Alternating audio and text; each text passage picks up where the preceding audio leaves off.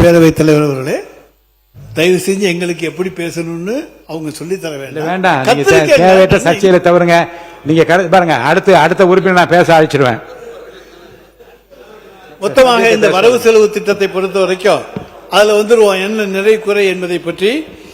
இப்ப இந்த வரவு செலவு திட்டத்தில் 2026-27 இருந்த 3,93,272 கோடி ரூபாயில் இருந்து திருத்த வரவு செலவு திட்ட மதிப்பீடுகள் 2026-27 4,05,802 கோடியாக உயர்த்தப்பட்டிருக்கிறது.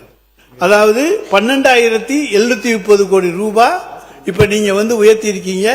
நாங்க போட்ட வரவு செலவு திட்டத்துக்கும் இப்போது இருக்கக்கூடிய வரவு செலவு திட்டத்துக்கும் 12,730 கோடி ரூபாய் உயர்த்தி இருக்கு.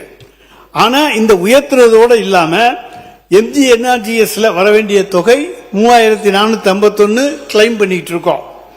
மெட்ரோ ரயில் செகண்ட் ஃபேஸ் அதையும் நீங்க கேட்டுட்டீங்க.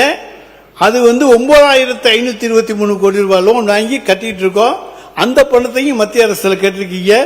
அது ஒரு 12,974 கோடி.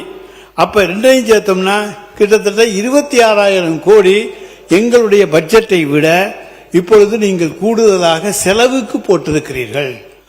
ஆனா சொல்றது நாங்க செலவு குறைச்சலா பண்றோம், நாங்க செலவை குறைத்திருக்கின்றோம்.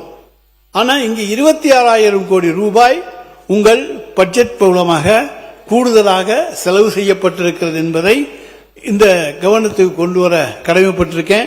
இன்னைக்கு மகளிர் உரிமை தொகை அதுவும் கிடைக்கல. ஆனால் எங்கே இருக்கிறார் எங்களுடைய தலைவர் என்று கேட்டவர்களுக்கு சொல்லுகிறோம், மகளிர் உரிமை தொகை வாங்குகிற ஒவ்வொருவருடைய உள்ளத்திலும் இருக்கிறார்.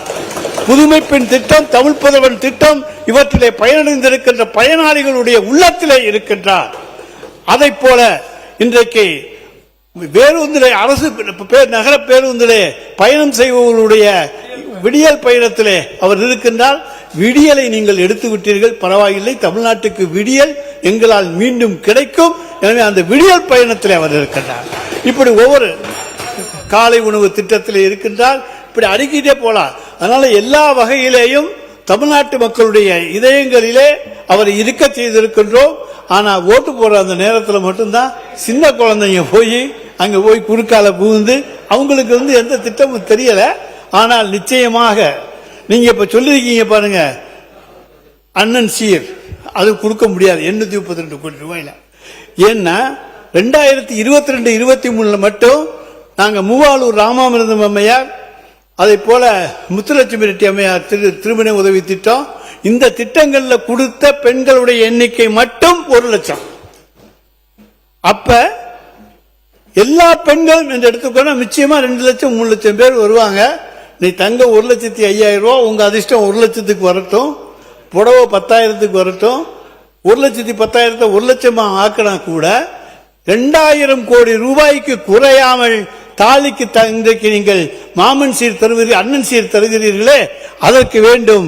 ஆனால் அதற்கு ஒதுக்கி இருப்பது 832 கோடி ரூபாய் மட்டும்தான் நிதியமைச்சர் அவர்களே. அதே போல ஒவ்வொரு சைக்கிள் சொல்றீங்க, அது நாங்க 3,900 ரூபாயில சைக்கிள் கொடுத்தோம். இப்ப சூப்பர் சைக்கிள் கொடுக்க போறீங்க 8,000 ரூபான்னு சொல்றாங்க.